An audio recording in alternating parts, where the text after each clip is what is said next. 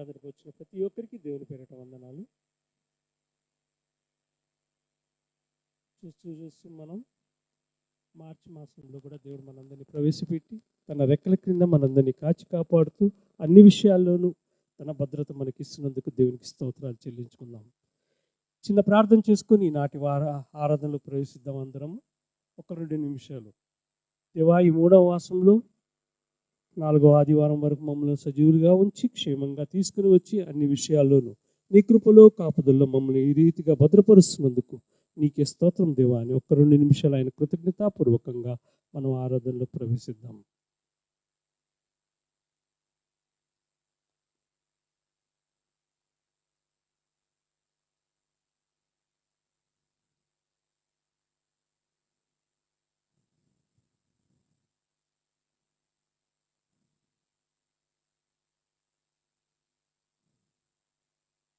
ప్రార్థన చేసుకుందాం. మమ్మల్ని మిక్కిలిగా ప్రేమించిన మా గొప్ప దేవా, నాయన తండ్రి, స్తోత్రం నైనా, స్తోత్రం తండ్రి. ఇదిగో నాయన ప్రభా, ఈ రీతిగా ఇంతవరకు ప్రభు మమ్మల్ని కాచి కాపాడుతూ ప్రభా నీ సన్నిధిలోకి తీసుకుని వచ్చినందుకు నీకే స్తోత్రం తండ్రి. ఇంకా రావాల్సిన వారందరినీ త్వరగా తోడుకొని రమ్మని అడుగుచూ ఉన్నాం తండ్రి. ఇదిగో నాయన ప్రభా, ఎలాంటి వేదనతో వచ్చారో, బాధతో వచ్చారో ప్రతి అంతరంగాన్ని ఎరిగిన దేవుడు తండ్రి.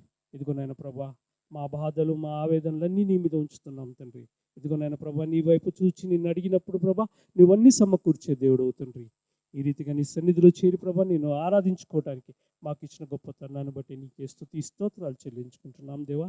ఇదిగో నాయన ప్రభా, ఈనాటి కార్యక్రమం మొదటి నుంచి తుది వరకు నీ చేతికి అప్పగించుకుంటున్నాం తండ్రి.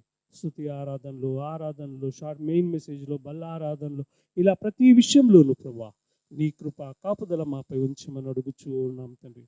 ఇంకా రావాల్సిన వారందరినీ త్వరగా రప్పించి ఈ కార్యక్రమాన్ని అంతా నీ మహిమార్థకరంగా జరిగించమని ఈ కొద్ది నా ప్రార్థన మా ప్రభువైన యేసుక్రీస్తు ప్రార్థన చేరుకుంటున్నాం తండ్రి.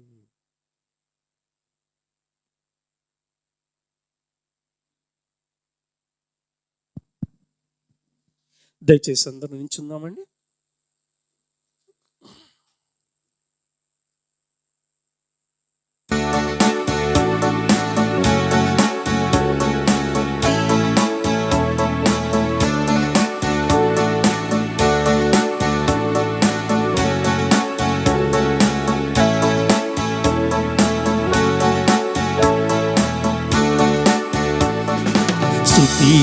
మహిమా ఘనత నీకే యుగ యుగముల వరకు. ఎంతో నమ్మదగిన దేవా, ఎంతో నమ్మదగిన దేవా. స్తుతియు మహిమా ఘనత నీకే యుగ యుగముల వరకు. ఎంతో నమ్మదగిన దేవా, ఎంతో నమ్మదగిన దేవా.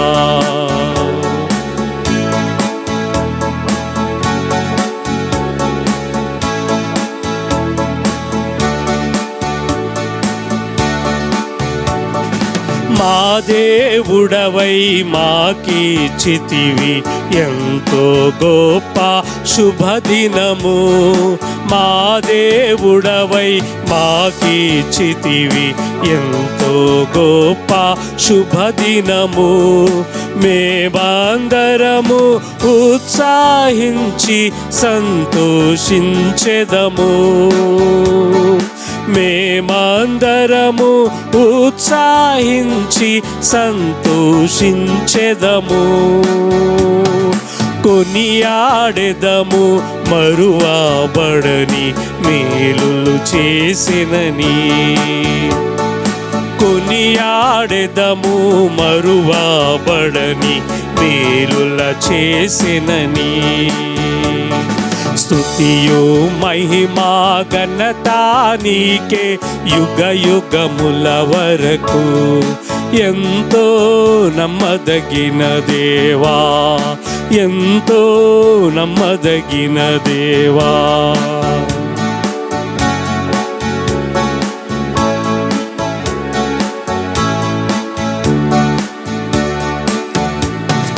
నీవొక్కడవే గొప్ప దేవుడవు, ఘన కార్యములు చేయుదువు. నీవొక్కడవే గొప్ప దేవుడవు, ఘన కార్యములు చేయుదువు.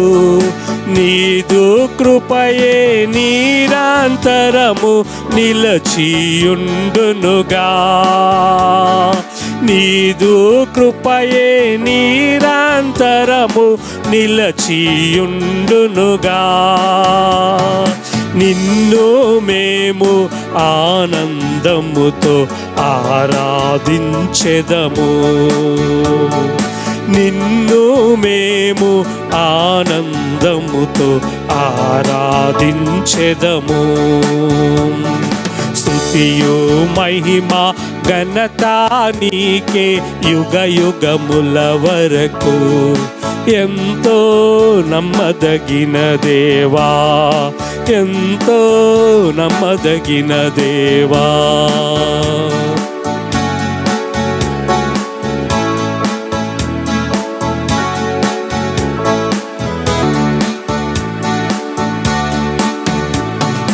నీవే మాకు పరమ ప్రభుడవై నీ చిత్తము నెరవేర్చితివి.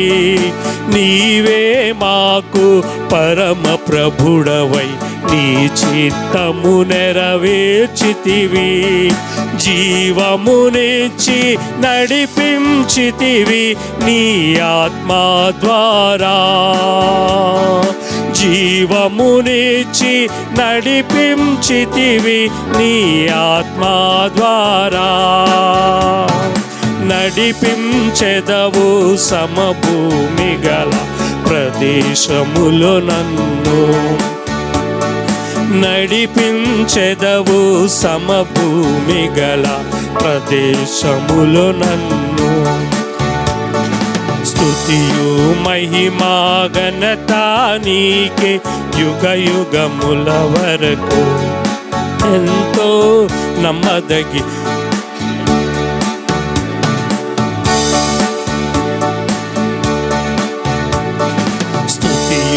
మహిమా ఘనత నీకే యుగ యుగముల వరకు. ఎంతో నమ్మదగిన దేవా, ఎంతో నమ్మదగిన దేవా, ఎంతో నమ్మదగిన దేవా, ఎంతో నమ్మదగిన దేవా.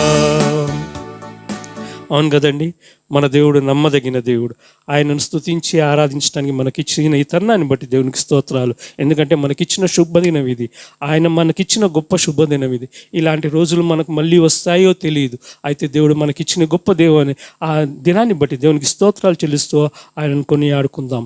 ఆధారం నాకు నీ ఆధారం దేవా, నీ మీద నేను ఆధారపడుతున్నానయ్యా. నాకు తోడు నీడై ఉన్నందుకు నీ మీద ఆధారపడుతున్నాను దేవా.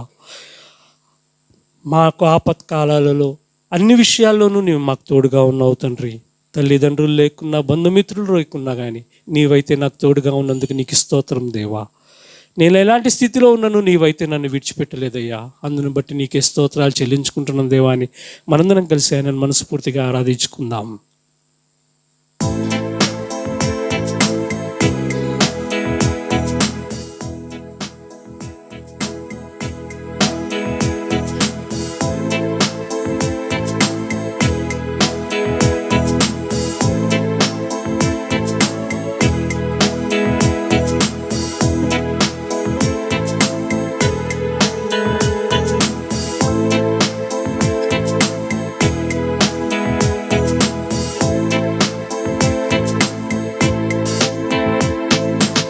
ఆధారం నాకు ఆధారం, నాకు తోడు నీడయ్యున్నా నీ కృపయే ఆధారం. ఆశ్రయము నాకు ఆశ్రయము, ఆపత్కాలమందు ఆశ్రయము నీ నామము ఆశ్రయము. ఆపత్కాలమందు ఆశ్రయము నీ నామము ఆశ్రయము. తల్లిదండ్రి లేకున్నా, బంధుజనులు రాకున్నా, లోకమంతా ఒకటైనా, బాధలన్నీ బంధువులైనా. తల్లిదండ్రి లేకున్నా, బంధుజనులు రాకున్నా, లోకమంతా ఒకటైనా, బాధలన్నీ బంధువులైనా. ఆధారం నాకు ఆధారం, నాకు తోడు నీడై ఉన్నా నీ కృపయే ఆధారం. ఆశ్రయము నాకు ఆశ్రయము, ఆపత్కాలమందు ఆశ్రయము, నీ నామము ఆశ్రయము. ఆపత్కాలమందు ఆశ్రయము, నీ నామము ఆశ్రయము. భక్తిహీన బంధంలో నేనుండగా ప్రభా, శ్రమల సంద్రంలో నేను కుంటిపడి వచ్చి ఉండగా ప్రభా, నీవు నన్ను కాపాడి దరిచేర్చావు తండ్రి. నీ హక్కున చేర్చుకున్నావయ్యా, నీ కౌగిట్లో నన్ను దాచావు తండ్రి. అందును బట్టి నీకే స్తోత్రాలు చెల్లిస్తున్నాను దేవా. ఈ రీతిగా నన్ను కాచి కాపాడుతున్నందుకు నీకేమని వర్ణించగలను తండ్రి. ఇంత గొప్ప ఆదరణ నాకు ఇస్తున్నందుకు నీకేమందుకు చెప్తాను తండ్రి. అందును బట్టి ప్రభా, నీ మీద ఆధారపడుతున్నానయ్యా. అందునే నా జీవితం మొత్తం నీ మీద ఆధారపడతానయ్యా. నాకు ఇస్తున్న కృపను బట్టి నీకే స్తోత్రాలు చెల్లిస్తూ నీ మీద ఆధారపడుతున్నాను తండ్రి.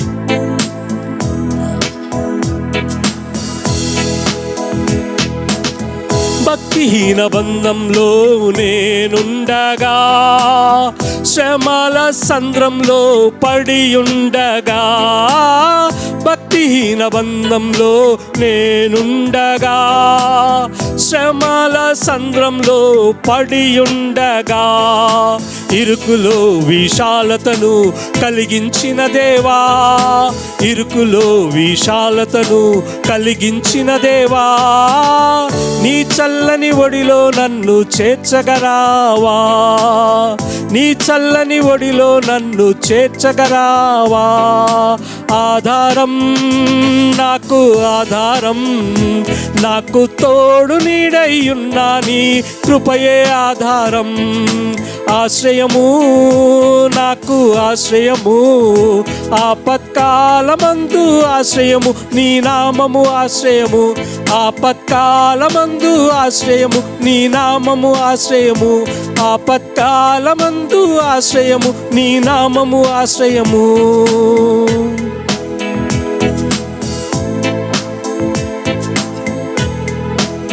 దరిద్రంలో నేనున్నప్పుడు తండ్రి, నన్ను ఐశ్వర్య తీరానికి తీర్చావయ్యా. దానికి కారణం నీ స్వరమే తండ్రి. నాకు వరమై ప్రభా నన్ను ముందుకు నడిపించింది తండ్రి. ఇదిగో నాయన ప్రభా, నన్ను ఎన్నడూ విడువను ఎడబాయనని ప్రభా వాగ్దానం చేసిన దేవా, అందుని బట్టి నీకే స్తోత్రాలు చెల్లిస్తున్నాం తండ్రి. నీ చల్లని ఒడిలో నాకు సేద తీరుస్తున్నందుకు నీకే స్తోత్రాలు చెల్లిస్తున్నాం తండ్రి. ఎంతో మందికి లేని గొప్ప భాగ్యాన్ని మాకు అనుగ్రహిస్తున్నావు తండ్రి. ఇదిగో నాయన ప్రభా, ఇరుకులో ఉన్నప్పుడు ప్రభా, నేను పడిపోయిన పరిస్థితిలో ఉన్నప్పుడు ప్రభా, దిక్కు తోచని స్థితిలో ఉన్నప్పుడు ప్రభా, నీవు నన్ను విశాలమైన నీ ప్రేమతో నన్ను పైకి లేపావయ్యా. అందును బట్టి నీకే స్తోత్రం చెల్లిస్తున్నాం తండ్రి. ఇదిగో నాయన ప్రభా, నన్ను విడువను, నేనైతే నిన్ను విడిచిపెట్టిపోతున్నానేమో, కానీ నీవైతే నా వాగ్దానం చేసిన దేవుడు తండ్రి. నేను నిన్ను విడువను ఎడబాయనని వాగ్దానం చేసిన దేవా, అందును బట్టి నీకే స్తోత్రాలు చెల్లిస్తున్నాం దేవా.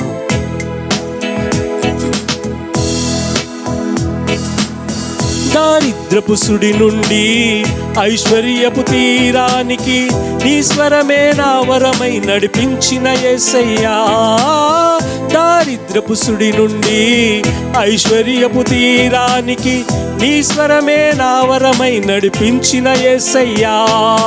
విడువను ఎడబాయనని పలికిన నా దేవా, విడువను ఎడబాయనని పలికిన నా దేవా, నీ చల్లని ఒడిలో నన్ను చేర్చగరావా, నీ చల్లని ఒడిలో నన్ను చేర్చగరావా.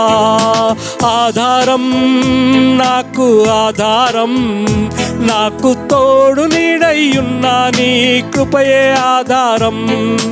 ఆశ్రయము నాకు ఆశ్రయము, ఆపత్కాలమందు ఆశ్రయము, నీ నామము ఆశ్రయము.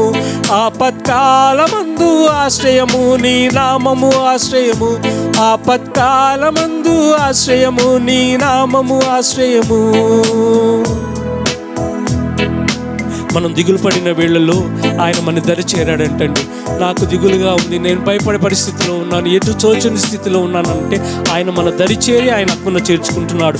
అవమానం ఈ లోకంలో ప్రతిరోజు ప్రతి క్షణం మనం ఎన్నో అవమానం గుండా వెళ్తున్నప్పుడు, అలాంటి చికెట్ స్థితిలో ఉన్నప్పుడు ఆయనకు బలం బలాన్నిచ్చి మనకు ధైర్యాన్ని ఇచ్చి ముందుకు నడిపించే దేవుడు. అలాంటి గొప్ప దేవుడు మనకున్నందుకు చీకటి లాంటి స్థితిలో ఉన్నప్పుడు, ఎటు కానరాని స్థితిలో ఉన్నప్పుడు, ఆయన మనకు అంధకారం లాంటి స్థితిలో ఉన్నప్పుడు ఆయన మనకు తోడుగా ఉండి వెలుగు తీయడని ఆయన చూపిస్తున్నాడు అంటండి. అలాంటి గొప్ప దేవుడు మనకున్నాడు. ఈ లోకంలో ఇంకెవ్వరు మనకి ఏమీ లేదనుకుంటున్నామేమో, ఎవరు మనకు తోడు లేదనుకుంటున్నారేమో, ఎవరు మనకు సహాయం రారనుకుంటున్నామేమో. అయితే దేవుడు మనకున్నాడు. నీకు చీకటిని నేను వెలుగుగా చేసేవాడిని, నీకు దారి కనపడని చోట నేను నీకు దారి చేసి ముందుకు నడిపించేవాడిని అని దేవుడు ఈ ఉదయకాలంలో మనందరితో మాట్లాడుతున్నాడు. అలాంటి గొప్ప దేవుడు ఉన్నందుకు మనం ఆయనను మనస్ఫూర్తిగా ఆరాధించుకుందాం. దేవా, నీకు ఇస్తున్న గొప్ప వాగ్దానాలను బట్టి నీకే స్తోత్రం తండ్రి. ఏ రీతిగా నిన్ను స్తుతించగలమయ్యా? ఇంత గొప్ప వాగ్దానాలతో మమ్మల్ని ముందుకు నడిపిస్తున్నందుకు నీకేమన్నా ఆరాధించగలం తండ్రి. అందుకని మనస్ఫూర్తిగా ఆయనను ఆరాధిద్దాం. దేవా, నీ మీదనే ఆధారపడుతున్నామయ్యా. ఈ లోకంలో ఎట్టి స్థితిలో వచ్చినాను ప్రభా, మేము నిన్ను వెనుకంజయ్యక నీ మీద ఆధారపడుతూ ముందుకు సాగేవారుగా మమ్మల్ని చేయమని, నీ సన్నిధిలో నీ మీద ఆధారపడుతూ ముందుకు నడుస్తున్నామయ్యా అని మనస్ఫూర్తిగా ఆయనను ఆరాధించుకుందాం.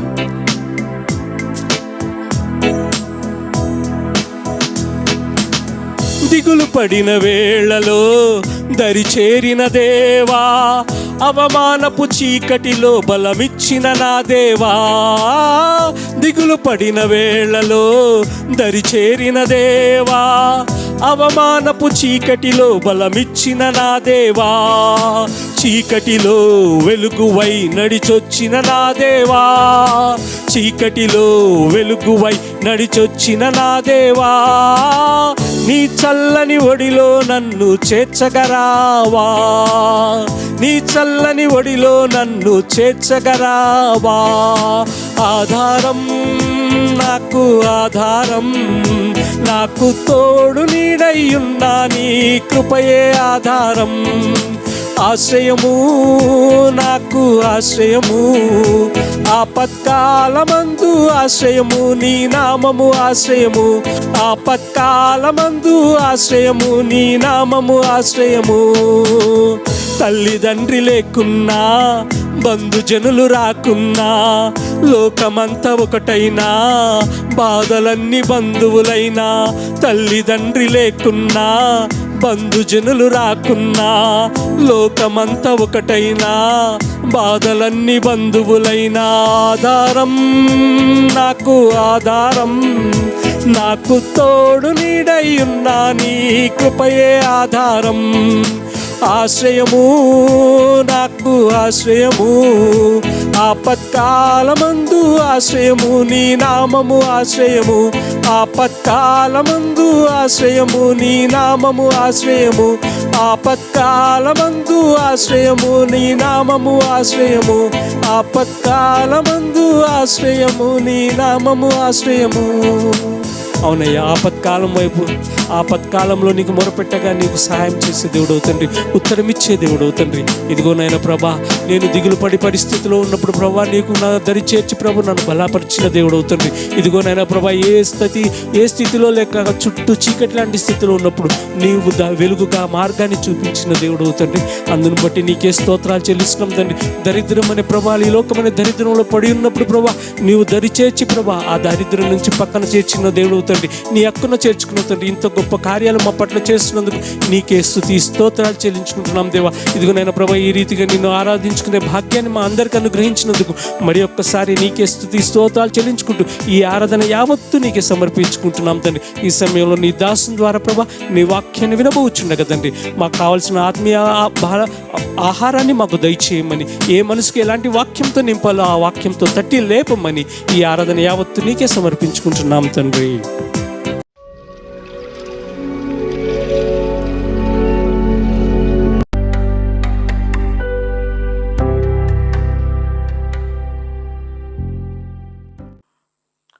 యేసుక్రీస్తు నామములో వచ్చిన మీ అందరికీ కూడా వందనములు. దేవుని యొక్క పాటలతో దేవుని స్తుతించాం.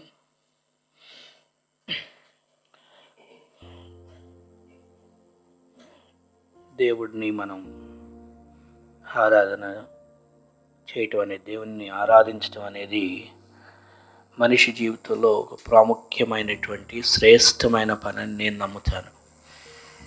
దేవుణ్ణి హృదయపూర్వకంగా ఆరాధన చేయటం అనేది, ఏదో వ్యాధుల్లో స్వస్థపరిచాడు, ఇంట్లో కష్టాలు తీర్చాడు, ఆర్థిక పరిస్థితుల్లో పైకి లేవనెత్తాడు, లేకపోతే దిక్కులేని స్థితిలో ఉంటే తల్లిదండ్రులుగా ఉన్నాడని, వాటికన్నా కూడా మెయిన్ దేవుడిని ఆరాధన చేసేది ఎందుకో తెలుసా?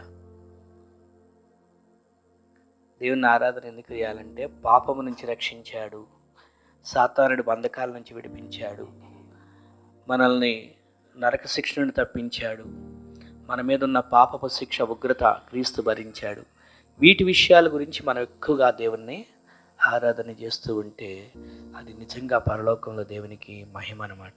అఫ్కోర్స్ దేవుని స్తుతించాలి మనం. అయ్యా నా రోగం తగ్గించావు, నా ఆర్థిక పరిస్థితి, అదంతా స్తుతి, థ్యాంక్స్ చెప్పు. బట్ ఆరాధన అనేటువంటిది ఏంటంటే నిజంగా మనల్ని పాపపు నరక శిక్ష నుంచి క్రీస్తు విడిపించాడు.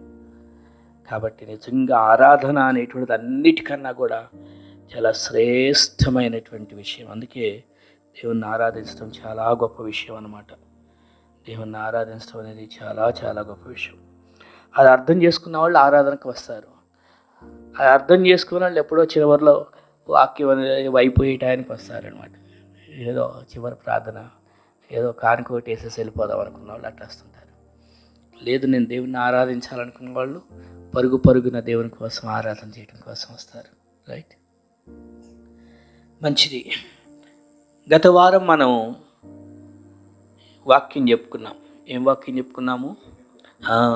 నెహెమ్యా గ్రంథంలో నుంచి నెహెమ్యా మరి దేవుని మందిరం కోసం, దేవుని యొక్క ప్రాకారాల కోసము, దేవుని యెరూషలేము పట్టణం యొక్క పరిస్థితుల గురించి ఎంత భారం కలిగి ఆయన ప్రార్థన చేశాడని, ఒక బాధ్యత తీసుకున్నాడని విషయాలు నేర్చుకున్నాం గత వారం కదా.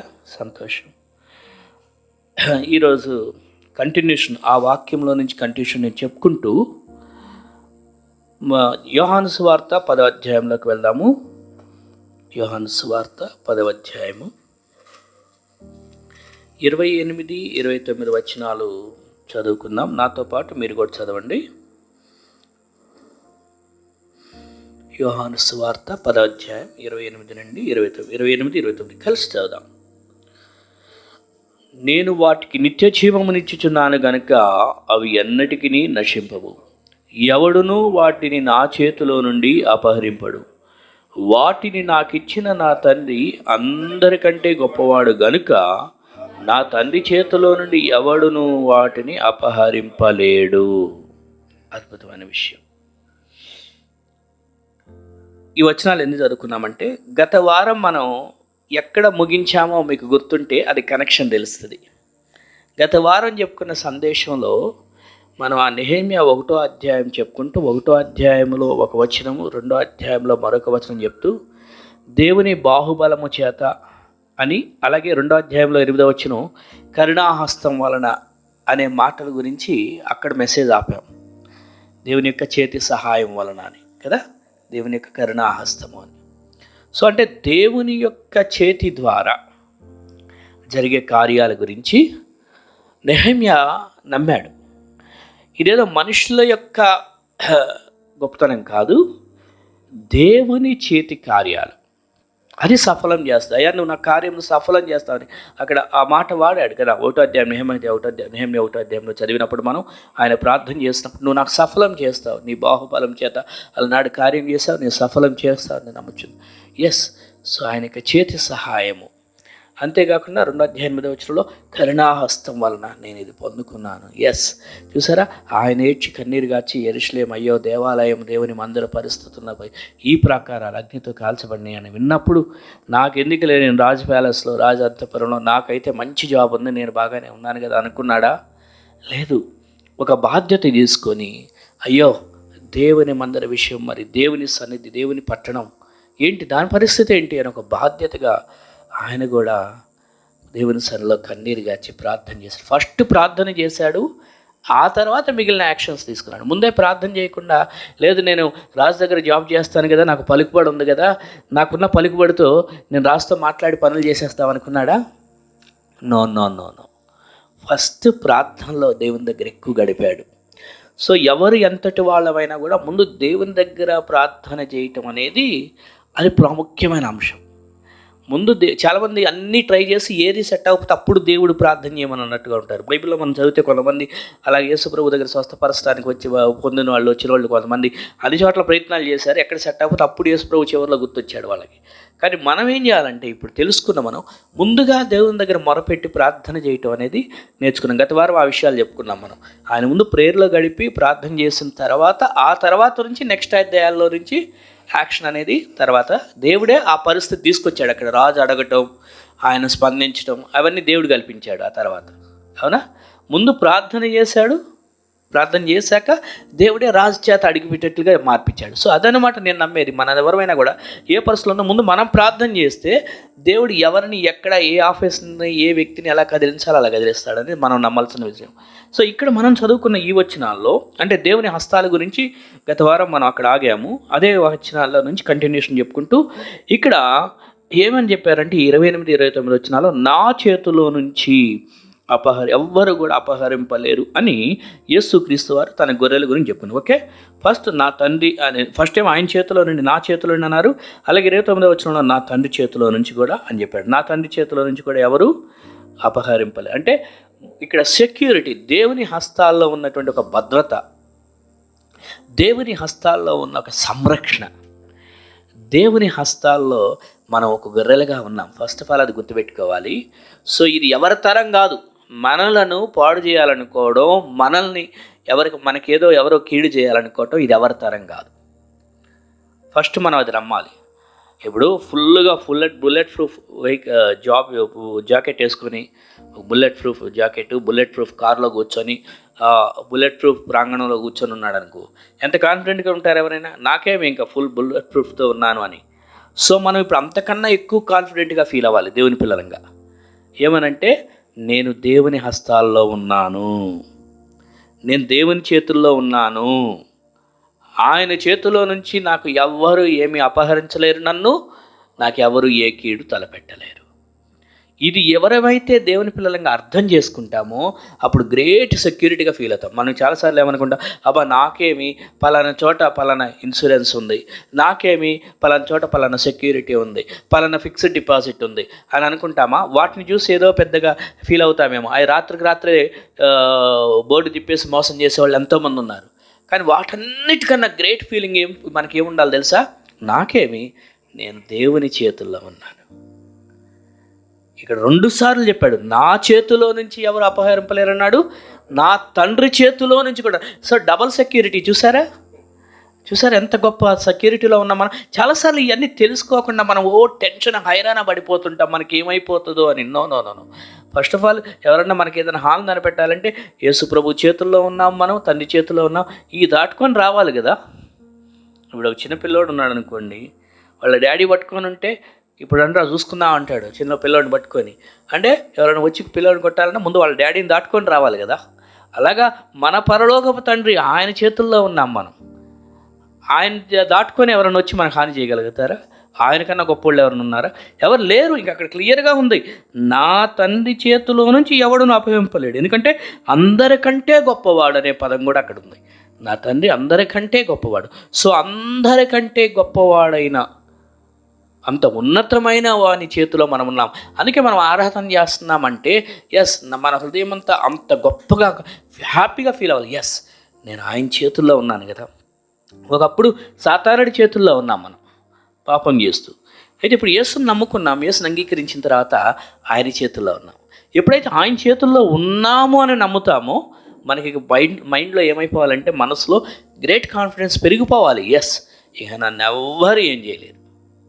ఎందుకనంటే నేను నా తండ్రి చేతిలో ఉన్నాను, నా యేసుని చేతిలో ఉన్నాను అనే గొప్ప భద్రత నాకుంది అనేది ధైర్యంతో మనం జీవించాలి. ఏం చేయలేడు సాతానుడు కానీ ఈ లోకంలో ఉన్న దుష్టులు కానీ. వాళ్ళు ఏం చేయాలన్నా మనం దేవుని చేతుల్లో ఉన్నామనే విషయం ముందు మనం గుర్తుపెట్టుకోవాలి. బైబిల్లో చాలాసార్లు చూస్తామో వాళ్ళు ఫలానా వాళ్ళు దేవునికి సంబంధించిన వాళ్ళు మనం ఏం చేయలేమని చాలామంది వెనక్కి తగ్గిన సందర్భాలు ఉన్నాయి. అది వాళ్ళు గ్రహించారు కానీ మనోళ్ళు గ్రహించుకోలేకపోతున్నారు చాలాసార్లు. అది గుర్తుపెట్టుకోవాలి, మనం దేవుని చేతుల్లో. తర్వాత మరొక మాట చూద్దాం. యెషయా గ్రంథం 41వ అధ్యాయంలో, యెషయా గ్రంథము 41వ అధ్యాయము 10వ వచనం. 41:10 9-10 వచనాలు చదువు కలిసి ఉన్నాయి. ఉమ్. ఉమ్. ఉమ్. ఉమ్. చదవండి.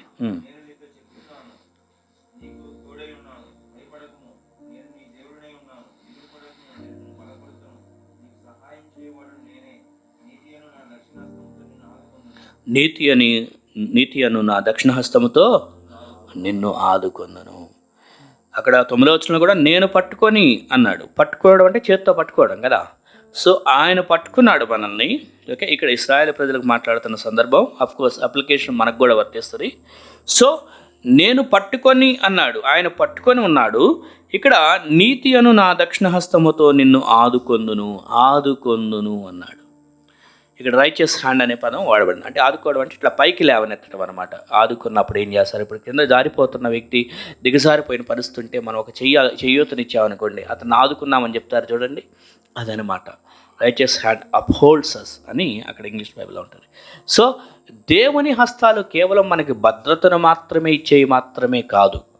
ఏమండి, ఇందాక భద్రతను గురించి మాట్లాడుకున్నాం, సంరక్షణ గురించి, కాపుదల గురించి. కేవలం ప్రొటెక్షన్ మాత్రమే కాదు, ఎప్పుడైనా ఎక్కడైనా మనం దిగజారిపోయిన పరిస్థితిలో ఉన్నా, పరిస్థితులు మనకి నిరుత్సాహంగా మారిపోయి మనము కలవరంతో, గలిబిలిగా, గందరగోళంతో, నిరాశతో ఉండిపోయినా కూడా ఇదిగో ఆయన దక్షిణ హస్తముతో మరలా మనల్ని లేవనెత్తే దేవుడు, ఆదుకునే దేవుడు. మనం ఎందుకు ఇంకా భయపడాలి? మనకి ఎవరో మనుషులు వచ్చి మనల్ని ఎవరో ఆదుకోవాలని కొన్నిసార్లు ఎక్స్పెక్టేషన్ చేస్తామేమో, కానీ నేనంటాను అసలు ఫస్ట్ ఆఫ్ ఆల్ ఆ మైండ్ తీసేయాలి. ఎవరో వచ్చి మనుషులు ఎవరో మనల్ని అపోహోల్డ్ చేయాలి, మనల్ని ఆదుకోవాలనుకోవడం అనేది ఫస్ట్ మన మైండ్లో నుంచి మనం దాన్ని ఎరేజ్ చేసేద్దాం.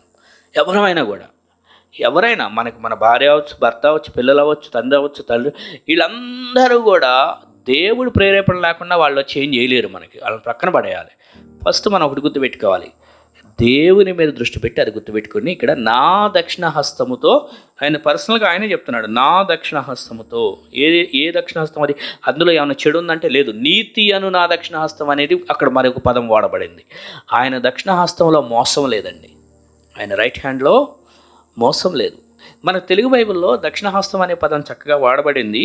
దాన్నే ఇంగ్లీష్ బైబిల్ రైట్ హ్యాండ్ అని వాడారు. ఎక్కువగా ఇప్పుడు కుడి చేతి, ఎడమ చేతితో మనం 2 చేతులు ఉన్నాయి. ఎవరికైనా ఏదైనా హెల్ప్ చేయాలంటే, ఇప్పుడు ఎవరికైనా మంచినీళ్ళు ఇవ్వాలి, ఏదైనా అందించాలంటే మనం ఎడం చేత్తో ఇస్తామా? పిల్లలకు మనం నేర్పిస్తాం. ఎవరైనా ఎడం చేత్తో ఇచ్చినా కూడా కొడతాం, కొట్టి రైట్ చేత్తో అని నేర్పిస్తాం. అంటే ఈ కుడి చేయి అన్నప్పుడు గౌరవాన్ని, మర్యాదను తెలియజేస్తుంది.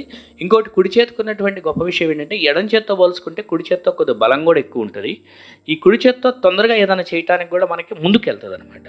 సో దీన్ని బట్టి ఆలోచన చేసినప్పుడు అక్కడ పాయింట్ ఏంటంటే, మనకి ఆయన వేగరంగా, క్విక్గా, మనం అంటే ఎంతో మర్యాదగా, మన పట్ల ఎంతో చక్కని ప్రేమతో, మనం అంటే ఎంతో విలువైన వారుగా మనల్ని ఎన్నుకుంటున్నాడు. కాబట్టే అలాగా నీతి అను దక్షిణ హస్తంతో, అందులో మోసం లేదండి. మనం అవినీతి మంతులు. ఇప్పుడు నేను ఎవరికన్నా ఏదన్నా అందించాలనుకోండి, ఏదన్నా చేయాలి, హెల్ప్ చేయాలనుకోండి, ఆయన లెగోలేని స్థితిలో ఉన్నాడు, నేనేదో అందించాలనుకున్నాను ఆయన గారికి, ఒక మంచినీళ్ళు, ఒక ట్యాబ్లెట్, నా చేతి నిండా మురికి, లేకపోతే ఇక్కడ చీమి గారుతూ కురుపులుండి, అలాంటి కురుపులు చేతులతో అలా, లేకపోతే మురికి చేతులతో అలా ఇచ్చారనుకో, ఆ టైంలో ఆయన తీసుకొని ఆ చేతులతో చూస్తూ ఆ హెల్ప్ తీసుకోగలుగుతారా? రిసీవ్ చేసుకోగలుగుతారా? చేసుకోలేరు. వెంటనే మనసులో ఏమనిపిస్తుంది, అబ్బో బాగోలేదా, చేయి బాగోలేదని చెప్పి, బ్రదర్ అక్కడ పెట్టండి, నేను తర్వాత తీసుకున్నాను అంటే ఏంటి? న్యాచురల్గా ఆ యొక్క అందించే చెయ్యి కూడా కరెక్ట్గా లేదనుకో, హెల్ప్ చేయాలనే దృక్పథం ఉన్నప్పటికీ అందించే చెయ్యి సరిగా లేదనుకోండి, అవతల వ్యక్తి రిసీవ్ చేసుకోలేరు కదా. సేమ్ వే మన దేవుడు చూడండి, మనమంటే ఎంత గొప్ప. ఆయనలో అసలు ఫస్ట్ ఆఫ్ ఆల్ ఏ అపవిత్రత లేదు. ఆయన హస్తము దక్షిణ హస్తం, నీతి హస్తం. నీతితో ఎంత పవిత్రమైన చేతులతో మనల్ని ఆదుకుంటున్నాడో ఆలోచన చేయండి. అందులో ఏ తప్పు లేదు, అందులో ఏ మోసం లేదు, ఎటువంటి అపవిత్రత లేదు. మోసం లేని, అపవిత్రత లేని నీతి అను దక్షిణ హస్తముతో మనల్ని ఆదుకునే హస్తాలవి, మనల్ని లేవనెత్తే హస్తాలవి. సో ఆయన హస్తాలు కేవలం గత వారంలో చెప్పుకున్నట్టు ఆయన హస్తములు కరుణాహస్తములు. అలాగే ఈ వారం ఏదో సహాయం సంరక్షణ ఇచ్చే దేవుడు, భద్రతనిచ్చే దేవుడే కాకుండా ఇగో ఆదుకునే హస్తాలు. ఇలాంటి హస్తాల గురించి మరొక మాట చదువుదాం. 118వ కీర్తనలో 15-16 వచనాలు చదువుదాం. 118వ కీర్తన 15, 16 వచనాలు.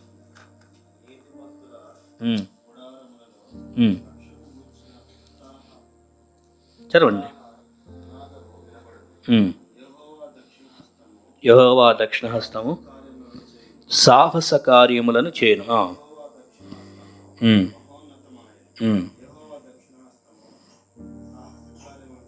చూసారా, ఇక్కడ 2 వచనాల్లోనే 2 సార్లు యెహోవా దక్షిణ హస్తము సాహస కార్యములను చేయును అనే మాట వాడబడింది.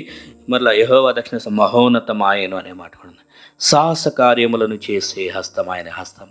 ఆయన చేయి చేతగాని చేయి కాదు, ఏదో సాదా సీదా చేయి కాదు. కొందరు అంటారు కదా, నా వరకు నేను చేసుకోవడానికే కష్టంగా ఉన్నా, ఇంకా నేనేం చేయగలను అవతలకు అనుకుంటాం.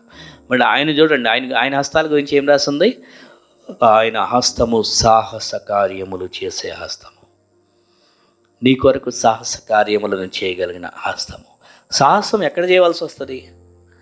ఒక వ్యక్తి ఒక ప్రమాదంలో ఉన్నాడు అనుకోండి, ఆ ప్రమాదంలో వ్యక్తిని కాపాడాలి, బయటికి తీసుకురావాలంటే యువతల వ్యక్తులకి సాహసం అవసరం. అవునా? ఒక ఇల్లు ఉంది, అగ్ని కాలిపోతుంది, లోపల ఒక పిల్లోడు ఏడుస్తూ ఉన్నాడు, వినపడింది. ఇప్పుడు వీళ్ళు బయట ఉన్న వ్యక్తి సాహసం చేసి లోపలికి వెళ్తేనే కదా లోపల ఆ మంటల్లో ఉన్న ఇంట్లో నుంచి ఆ వ్యక్తిని కాపాడగలిగింది. సో ఇక్కడ యెహోవా దక్షిణ హస్తము సాహస కార్యములు చేయనంటే ఖచ్చితంగా మనం ఎటువంటి నిప్పుల్లో అగ్నిలో కాలిపోతున్న సందర్భాల్లో, అంటే అలాంటి పరిస్థితుల్లో శ్రమల్లో ఉన్నప్పటికీ ఆయన బయట ఉండి అయ్యో లోపల ఎంత డ్యామేజ్ అయిపోయాక నేనేం చేయలేనులే అని కూర్చున్న దేవుడు కాదు. సాహస కార్యములను చేసే దేవుడు హస్తం మన హస్తం. మన పక్షంగా సాహస కార్యాలు చేస్తుంది. దేవుడు ఎవరిని చూసి భయపడవలసిన పని లేదు. దేవుడు ఏ సందర్భానికి ఆయన లొంగిపోవాల్సిన పని లేదు. ఎందుకంటే ఆయనకున్న శక్తి గొప్పది, ఆయన సాహస ధైర్యం గొప్ప. దేవుడు సాహస కార్యములను చేసే హస్తాన్ని కలిగి ఉన్నాడు. కొంతమంది సాహస కార్యములు చేయగలిగినటువంటి హస్తాలు లేవనుకోండి, వారికి పాపం మనస్సు ఉన్నప్పటికీ ఆ సాహసం చేయాలని ఆ ఆలోచన అక్కడ వర్తించకపోతే ఏం చేయలేరు. సాహసం చేయటం అనేటువంటిది ప్రాణాలకు తెగించి ఉంటుంది చాలాసార్లు. ఇప్పుడు యేసు ప్రభువు వారు కూడా అందుకనే ఆయన ప్రాణాలకు తెగించి మన ప్రాణాలు రక్షించాడు. అంతే కదా, ఆయన ప్రాణాలకు తెగించి మన ప్రాణాలు రక్షించారనమాట. సాహస కార్యములు చేసే హస్తము మన దేవుడు. కాబట్టి మనము ఏ విషయంలో ఎక్కడ ఏ ప్రమాదం ఏ సందర్భాల్లో ఉన్నా, ఎటువంటి పరిస్థితుల్లో ఉన్నా, సాతానుడు ఉన్నాడు కదా మనల్ని, వాడు ఏదో ఒక విధంగా మనల్ని ఎట్లాగా ఏదో ఒక పాపంలో ఎక్కడో చోట మనల్ని పడవేసి, లేకపోతే ఏదో ఒక రీతిలుగా మనల్ని కొన్ని సందర్భాల్లో వాడు లోపరుచుకొని వాడు లొంగ తీసుకోవాలని వాడి ప్రయత్నాలు వాడు చేస్తా, అలాగ మనల్ని బలహీనలు చేస్తూ ఉంటాడు. అందుకనే మనము ఈ వాక్యాన్ని ధ్యానిస్తూ ఉన్న అక్కడ సాతానుడు అయితే బలహీనపరచాలని చూస్తాడు, కానీ ఇగో బలహీనులు కాక అనే పదం ఇక్కడ మనం ధ్యానిస్తూ ఉన్నాం. బలహీనులు కాక, ఎందుకని మనల్ని సఫలం చేసే సాహస కార్యాలు చేసే హస్తం మన దేవుని హస్తం.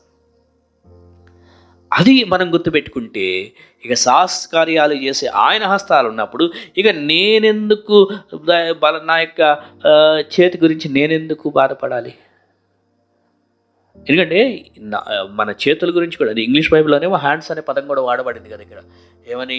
And let not your hands B week. మన చేతులు బలహీనలు కాక. ఎందుకంటే మనం వాస్తవానికి మన చేతులు మనుషులం, కానీ మనకు సాహస కార్యాలు చేసే ఆయన హస్తాలు ఉన్నాయి కదా.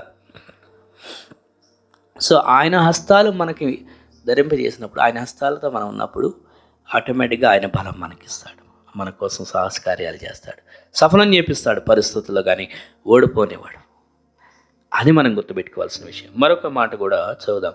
138వ కీర్తనలో 138 కీర్తన 7-8 వచనాలు.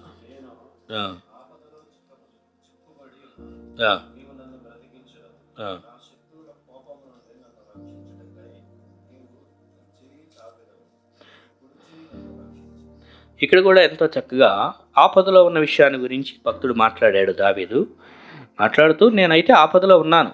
అయితే ఆపదలు రాని మనుషులు ఎవరైనా ఉంటారండి? ఎవరికైనా ఆపదలు వస్తాయి మనుషులు ఉన్న తర్వాత. ఇంకా చెప్పాలంటే దేవుని నమ్ముకున్న వాళ్ళకి ఇంకా ఎక్కువగా ఆపదలు వస్తాయి. అర్థమైనా? ఎందుకంటే బైబిలే చెప్పింది, వాక్యమే దేవుడే చెప్పాడు, నీతిమంతునికి కలిగే ఆపదలు అనేకములు. మీరు ప్రార్థన చేసేవాళ్ళు కదండి, వాళ్ళు దేవుని పిల్లలు కదండి, వాళ్ళకి ఆపదలు రాకూడదు కదండి అని కొందరు అనుకుంటారు. అది తప్పు. ఆపదలు వస్తాయి. అయితే నేను ఆపదల్లో చిక్కుబడి ఉన్నాను, కానీ అవన్నీ ఉన్నప్పటికీ కూడా నీ కుడి చెయ్యి నన్ను రక్షించును అనే మాట అక్కడ గొప్పగా వాడి, యెహోవా నా పక్షమున కార్యము సఫలము చేయును అని చెప్తూ చివరి లైన్లో నీ చేతి కార్యములను నేను అయ్యా విడిచిపెట్టదు, నువ్వు ఏదైతే నా జీవితంలో నీ చేతి కార్యాలు ప్రారంభించావో అది కొనసాగించు అన్నట్లుగా అర్థం వచ్చేటట్లుగా భక్తుడు మాట్లాడుతున్నాడు. ఈ వచనాలు అర్థం చేసుకున్న వాళ్ళకి ఈ పాయింట్లు అర్థమవుతాయి. ఏమండి, మీరు కరెక్ట్గా ధ్యానిస్తే ఆపదలో ఉన్న మాట నిజమే, ఆపద వచ్చింది. బట్ ఆయనకున్నటువంటి విషయం ఏంటంటే నీ కుడి చేయి నన్ను రక్షించును అని దేవుని చేతుని గురించి అతను ధ్యానం. ఆపదలో ఎందుకు దేవుడా, ఎందుకు వేసావు నన్ను, నేను నీ బిడ్డను కదా, ఆపదలో వేయకూడదు కదా, అందరూ ఏమనుకుంటారు అని అట్లా అంటున్నాడా? No no no no. ఆపదలో ఉన్న మాట నిజమే, కానీ నాకున్న ధైర్యం ఏంటి తెలుసా, నీ కుడి చేయి నన్ను రక్షించను. అంతేకాకుండా ఏమన్నాడు, నా కార్యము నా పక్షమున యెహోవా ఏం చేస్తాడు, సఫలం చేస్తాడు. కాబట్టి అయ్యా నువ్వు ఈ కార్యాన్ని ఏదైతే నువ్వు ప్రారంభించావో దాన్ని విడిచిపెట్టకుండా నువ్వు కొనసాగించు అని అడిగితే ఆయన చేస్తాడు. ఇది మనం నమ్ముచున్నామా? నీవు నమ్మిన ఎడల దేవుని మహిమను చూస్తావు. దేవుని నమ్మకుండా ఆయన సాహస కార్యాలు చేస్తాడు నా కోసం అనే నమ్మకం లేకుండా, విశ్వాసం లేకుండా, ఏదోలే అన్నట్లుగా మనం అసలు శ్రద్ధ లేకుండా, ఆలోచన లేకుండా ఉంటే చూడలేము. ఎవరైతే పటిష్టంగా దేవుని గురించి ఆలోచన చేస్తూ ఉంటారో, ధ్యానం అంటే అదే. మరి ధ్యానం అంటే ఇప్పుడు ఒక నొప్పితో ఉన్నవాడికి, ఒక కష్టంలో ఉన్నవాడికి ఆ కష్టం గురించే ఆలోచన చేస్తుంటాడు చూసారా? అలాగే దేవుని హస్తము బలమైన హస్తం కదా, ఆయన హస్తకార్యాలు గొప్పవి కదా అని ధ్యానిస్తూ ఉండేవాడికి ఆ ధ్యానంలో ఉన్న ఆలోచనలకి ఇంకా అక్కడ కార్యాల్లో కనపడతా ఉంటుంది అన్నమాట. అది మనం అర్థం చేసుకోవాల్సినటువంటి విషయం. ఇలా చెప్తూ మరొక మాట కూడా మనకి బైబిల్లో ఉంది. ఇదే హబక్కూకు 3వ అధ్యాయము 4వ వచనం. హబక్కూకు 3 అధ్యాయం 4వ వచనం. యోనా మీకా తర్వాత నహూము, హబక్కూకు. మనకి రెగ్యులర్ బైబిల్ అయితే పేజ్ నెంబరు 771. హబక్కూకులో 3వ అధ్యాయము 4వ వచనం, 771 పేజీ.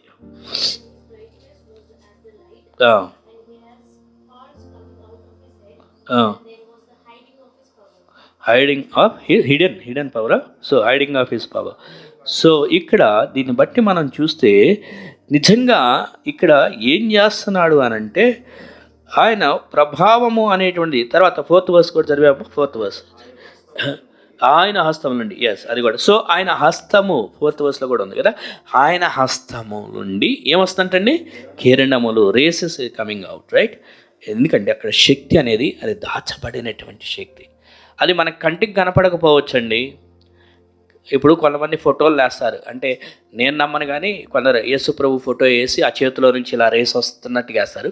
అది యేసుప్రభు కాదు కానీ, బట్ ఆ వర్ణన ఏంటంటే ఇక్కడ ఆ రేస్, ఆ యొక్క కిరణం, ఒక సూర్యకిరణం ఎట్లయితే ఇలా బయటకు వస్తున్నాయో అలాగా ఆయన హస్తముల నుంచి ప్రభావంతో నిండినటువంటి కిరణములు వస్తున్నాయి. ఇప్పుడు ఆ కిరణములు తాకినాయి అనుకోండి, ఏం జరిగిద్ది? ఆ కిరణాలు తాకటం ద్వారా ఇప్పుడు మొక్కలకు కానీ భూమి మీద ఉన్నటువంటి నేలకి సూర్యకిరణాలు తాకినాయి అనుకోండి, వాటిలో శక్తి అనేది పుంజుకుంటుంది కదా. సూర్యకిరణాలు తాకకుండా కొన్ని మొక్కలు ఉన్నాయి అనుకోండి, అవి చచ్చిపోతాయి. కొన్ని మొక్కలు సూర్యకిరణాలు తాకాలి, కొన్ని మొక్కలకి ఆ సూర్యకిరణాలు తాకినప్పుడే అవి బలం పుంజుకుంటాయి. అలాగే మన శరీరానికి కూడా సూర్యకిరణాలు తాకినప్పుడే మనకు కూడా కొన్ని శరీరంలో కొన్ని విటమిన్స్ అనేవి బలపడతాయి. అట్లాగే ఇక్కడ ఆయన హస్తముల నుండి కిరణములు బయలు వెళ్ళుచున్నవి. అతడు ఆయన బలము దాగుంది, ఆ కిరణాల్లో బలం ఉంది. అది మనకు కంటికి కనపడదు. ప్రతి కంటికి కనపడి చేసే దేవుడు కాదు. ఆయన మన కంటికి కనపడకపోయినా ఆయన చేసే కార్యాలు బలముతో దాగి ఉన్న కార్యాలు. సో ఇలాంటి బలముతో దాగి ఉన్న కార్యాలు మన కొరకు ఆయన దాచబడినటువంటి శక్తితో చేస్తాడు. నాకు అన్ని దేవుడు చూపించి చెయ్యాలి అంటే, ప్రతిదీ దేవుడు చూపించేస్తే నీకు ఇక విశ్వాసం ఉండదు. విశ్వసించాలి కదా, ఆయన దగ్గరే దాచబడిన ఆ యొక్క బలం ఉంది అని. నువ్వు విశ్వసించకుండా నా కంటికి కనపడితేనే ప్రతిదీ అప్పుడు నేను నమ్ముతానంటే అది సరైనది కాదు. నమ్మాలి. దేవుడు నా కోసం ఆయన కిరణములు తాకించి బలాన్ని, దాచించిన బలాన్ని చూపిస్తాడు, ఆయన నెరవేరుస్తాడని మనం అర్థం చేసుకోవాలి. తర్వాత ఇంకొక మాట 145వ కీర్తనలో 16వ వచనం. 145వ కీర్తన 16వ వచనం.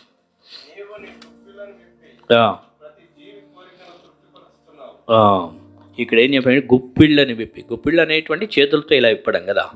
సో నీ గుప్పిళ్ళని విప్పి ప్రతి జీవి కోరికను. ఒక తల్లి ఉన్నారనుకోండి, ఒక తల్లిదండ్రి 4 కొడుకులు లేకపోతే 4 పిల్లలు ఉన్నారనుకోండి, అందరు ఆకలి నింపుతారా? లేకపోతే ముగ్గురికి నింపి నీకు ఆకలి నింపనని వదిలేస్తారా? అవసరమైతే తల్లి అయినా కడుపు పస్తు పడుకుంటుంది, తండ్రి అయినా పస్తు పడుకుంటాడు, కానీ ముందైతే 4 పిల్లల కడుపు నింపుతారు. అవునా? అలాగే ఇక్కడ కూడా ఏమనుందంటే నీ గుప్పిలిని విప్పి ప్రతి జీవి కోరికను తృప్తిపరుస్తున్నాడు అన్నాడు. అంటే ఆయన తృప్తిపరుస్తున్నాడు. మనము దేవుడు వాళ్ళ ఆశను నెరవేర్చాడు కదా, దేవుడు వాళ్ళకి అది ఇచ్చాడు కదా, నాకెందుకు ఇవ్వలేదు అని ఫీల్ అవుతామేమో. ఎవరికి ఏ టైంలో ఎప్పుడు ఏది ఇవ్వాలో అది ఇస్తాడు. ఇప్పుడు మీ ఇంట్లోనే అనుకుందాం, ఒకళ్ళేమో కాలేజీకి వెళ్ళే వాళ్ళు ఉన్నారు, ఇంకొకళ్ళేమో స్కూల్కి వెళ్ళే వాళ్ళు ఉన్నారు. ఒక 4వ తరగతి 5వ తరగతి చదువుతున్నటువంటి ఒకళ్ళు ఉన్నారు, ఇంకొకళ్ళేమో డిగ్రీ చదువుతున్న వాళ్ళు ఉన్నారు. ఇప్పుడు డిగ్రీ చదువుతున్న వాడికి బైక్ కొనిచ్చాడని డాడీకి నా పెద్ద అన్నంటేనే ఇష్టం, నేనంటే ఇష్టం లేదు, అందుకే నాకు బైక్ ఇవ్వలేదు అని 4th క్లాస్ చదువుకునేవాడు అంటే సరిపోయిద్దా? అది కరెక్ట్ కాదు కదా. ఎందుకంటే ఏ సమయంలో ఎవరికి ఇవ్వాలో అది తీరుస్తాడు, అది ఇస్తాడు. అంతేగాని దేవుడు వాళ్ళకి అది ఇచ్చాడు నాకెందుకు ఇవ్వలేదు అని అంటే ఎవరికి ఏ టైంలో అది ఆయన తృప్తిపరచాలో తృప్తిపరుస్తాడు. మనం అప్పుడు దాకా వేచి ఉండకుండా మనం ముందే నోరు మాట్లాడేసి, నోరు తొందరపడి మాట్లాడటం అలవాటు కదా, మనం ఏది పడితే అది నోరు వదిలేస్తాం. ఆయనేమో అక్కడ ప్రతిదీ రాసుకుంటాడు. మనం విశ్వాసంతో కూడిన మాటలు మాట్లాడుతున్నామా, అసహనంతో కూడిన మాటలు. ఎందుకంటే ఇశ్రాయేల్ ప్రజలు మెయిన్ ప్రామిస్ ల్యాండ్ కోల్పోవడానికి కారణం ఏంటో తెలుసా? ఈ సణుక్కోవడం కొనుక్కోవడమే. వాళ్ళు కొనుక్కోవడమే దేవుడు కొంతమంది అక్కడనే హతమార్చేశాడు. చాలామంది ఈ సణుక్కోవడం కొనుక్కోవడాలు, దేవుడా వాళ్ళకి అది ఇచ్చావు కదా మాకెందుకు ఇవ్వలేదు, వాళ్ళకి అది చేసావు కదా నాకు. ఆయన చేసే టైంలో సంతృప్తిపరుస్తాడు. ఆయన గుప్పిల్ని విప్పి ప్రతి జీవి కోరికని ఏ టైంలో ఏ విధంగా చేయాలో అది చేస్తాడు. అప్పుడు దాకా మనకు ఓపికతో కనిపెట్టాలి. అది లేకుండా తొందరపడిపోయి ఏదో మాట్లాడితే అసలు పొందుకోవాల్సిందని కూడా పోతుంది. అది కూడా గుర్తుపెట్టుకోవాలి. అదనమాట. అయితే 62వ యెషయా గ్రంథం 62వ అధ్యాయంలో ఇంకో మాట చదువుకొని మనం క్లోజ్ చేసుకుందాం. యెషయా గ్రంథం 62:3 2 వచనాలు చదువు. ఇక్కడ ఒక వచనం ఇంకొక వచనం కూడా ఉంది, అది కూడా చదువుదాం. యెషయా 62:3.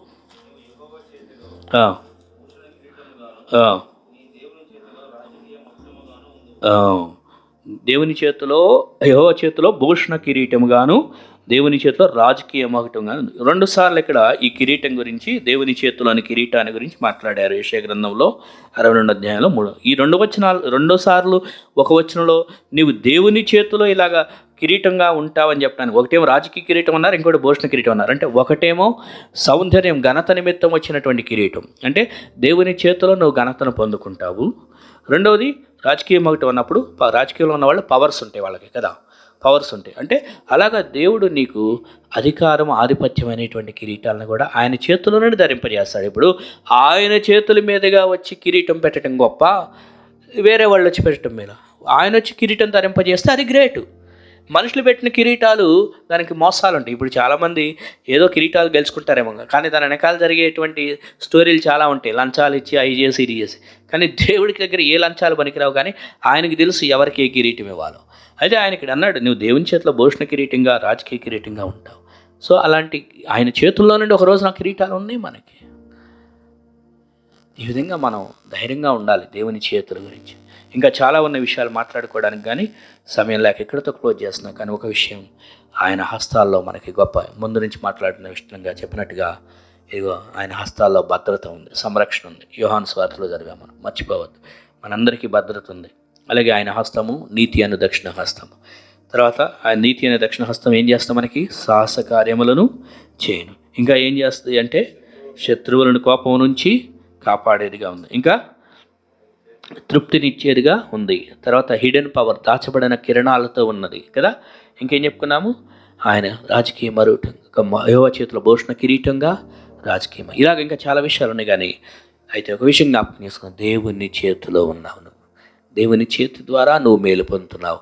కాబట్టి దేవుని స్తుతిస్తూ మనం దేవుణ్ణి జ్ఞాపకం చేసుకుందాం. ఈ వాక్యం కొరకు మరి జాన్ బ్రదర్ గారు ప్రార్థన చేస్తారు. ఆ తర్వాత మనం బలలో పాల్గొందాం.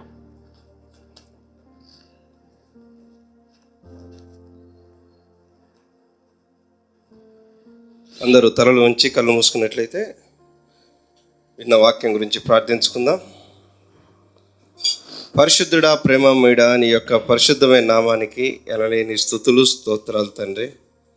దేవుడా తండ్రి, ఎంతో మందికి లేని మహాభాగ్యాన్ని ఇక్కడ ఉన్న మా అందరికీ నాయన మీరు దయచేసిన విధానాన్ని బట్టి మీకు వందనాలు. నాయన మిమ్మల్ని ఆరాధించే భాగ్యాన్ని మాకు దయచేశారు, మీకు వందనాలు. నాయన మిమ్మల్ని ప్రార్థించే భాగ్యాన్ని మాకు దయచేశారు, మీకు వందనాలు. దేవుడా తండ్రి, మీ వాక్యాన్ని మహాభాగ్యాన్ని మాకు దయచేశారు, మీకు వందనాలు. దేవుడా తండ్రి, విన్న వాక్యాన్ని బట్టి నాయన దేవుడా తండ్రి, మిమ్మల్ని వెంబడించే వారిగా నాయన మీ చేతుల్లో ఉంటే మాకు ఎలాంటి భద్రత, నాయన మీ చేతుల్లో ఉంటే నాయన పడిపోయిన మమ్మల్ని ఎలా నాయన మీ యొక్క దక్షిణ హస్తంతో లేవనెత్తుతారని, నాయన మీ చేతుల్లో ఉంటే నాయన శత్రువుల కోపం నుంచి నాయన మమ్మల్ని చేయి పట్టి లేవనెత్తుతారని, నాయన దేవుడా తండ్రి, మీ చేతుల్లో ఉంటే నాయన అది ఒక భూషణ కిరీటముగా, రాజకీయ మకుటముగా ఉంటుందని నాయన ఎంతో ధైర్యం చెప్పి ఆయన మీ వాక్యం ద్వారా బలపరిచారు. నిజమే తండ్రి, మేము ఒంటరి వారం కాదు నాయన, ఈ లోకం నుంచి వేరు చేయబడ్డ మేము నాయన మీ చేతిలో ఉన్నామని గ్రహింపు కలిగి నాయన మరి ఏ ఒక్కరు కూడా మీ చేతిలో నుంచి దాన్ని అపహరించరని నాయన మీరు ఎంతో గొప్ప వాక్యాన్ని మాకు దయచేశారు. నాయన ఆ ధైర్యం కలిగి నాయన విన్న వాక్యాన్ని బట్టి మేము నడుచుకునేలాగున, మేము ఎక్కడా కూడా నాయన మేము బలహీనులు కాక ధైర్యంగా ఉండేలాగున కృపను దయచేయమని, విన్న వాక్యం ఎత్తబడింది తండ్రి. నాయన మీ వాక్యానుసారంగా నడుచుకునే భాగ్యాన్ని మాకు దయచేయమని, నాయన జరిగిన ఆరాధన నాయన జరిగిన మీ వాక్యం మొత్తం మీకే మహిమ నాయన సాతానికి అవమానకరంగా ఉందని భావిస్తూ నజరేయుడైన యేసుక్రీస్తు వారి పరిశుద్ధమైన నామములో వేడుకుంటూ ముగించుకుంటాను పరమ తండ్రి. ఆమేన్.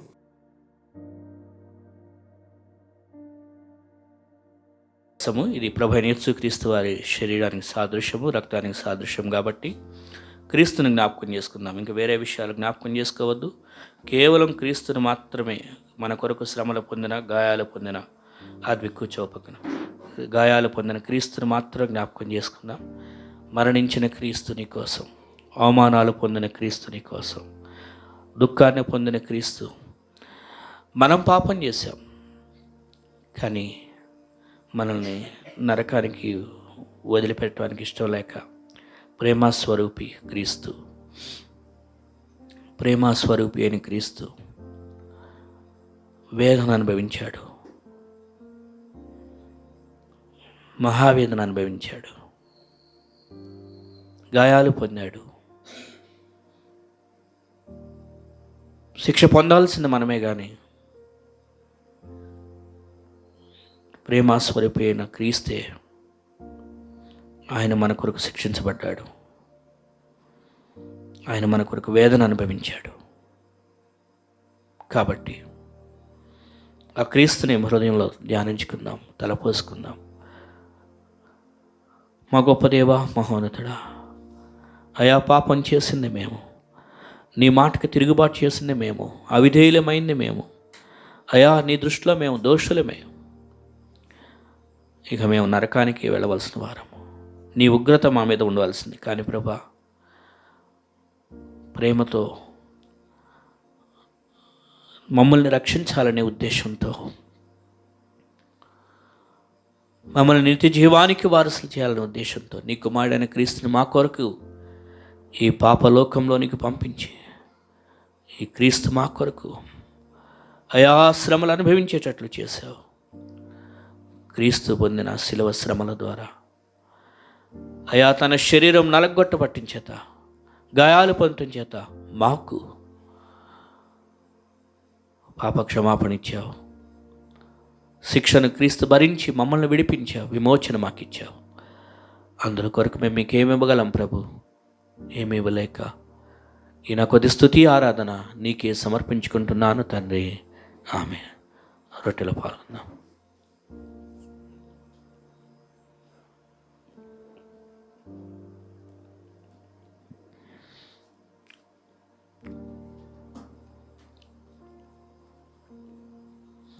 ఆ ప్రకారమే ఆయన మరొక పాత్రను ఎత్తుకొని, ఇది అనేకుల కొరకు చిందింపబడుతున్న నిబంధన రక్తం, నన్ను జ్ఞాపకం చేసుకునేటికే దీన్ని చేయుడి అని చెప్పాను. కాబట్టి క్రీస్తుని జ్ఞాపకం చేసుకుందాం. పరలోకంలో ఉన్నటువంటి మా గొప్ప దేవ, మా తండ్రి, నీకు స్తోత్రాలు. మా యొక్క కల్మషంతో కూడిన మా హృదయాలను, పాపంతో నిండిన మా హృదయాలను శుద్ధీకరించాలి, అనే ఉద్దేశంతో పాపమును కడగలిగినటువంటి పరిశుద్ధ రక్తాన్ని నీ కుమారుడైన క్రీస్తు ద్వారా ఈ లోకంలో ప్రోక్షించావు తండ్రి. నీ కుమారుడైన క్రీస్తు ప్రాణత్యాగమై బలియాగమై మా కోసం తన యొక్క ప్రాణమై ఉన్న తన రక్తాన్ని ధారలుగా కార్చి ఆ పరిశుద్ధిని రక్తంలో మా సమస్త పాపములు కడిగివేసి మా హృదయాలను కడిగివేసి నీ కృపచేత ఉచితంగానే మమ్మల్ని నీతిమంతులుగా తీర్చావు, రక్షించావు, నరకశిక్ష నుండి తప్పించావు, నిత్య జీవానికి వారసులుగా చేసావు తండ్రి. అందుని బట్టి మేము మీకు ఏమి ఇవ్వగలం ప్రభు? ఏమి ఇవ్వలేక ఈ రక్షణ పాత్రం చేతబుచ్చుకొని ఈయన మా హృదయపూర్వక స్తుతి ఆరాధన నీకే సమర్పించుకుంటున్నాం తండ్రి. ఆమేన్. పాత్రలో పాల్గొందాం.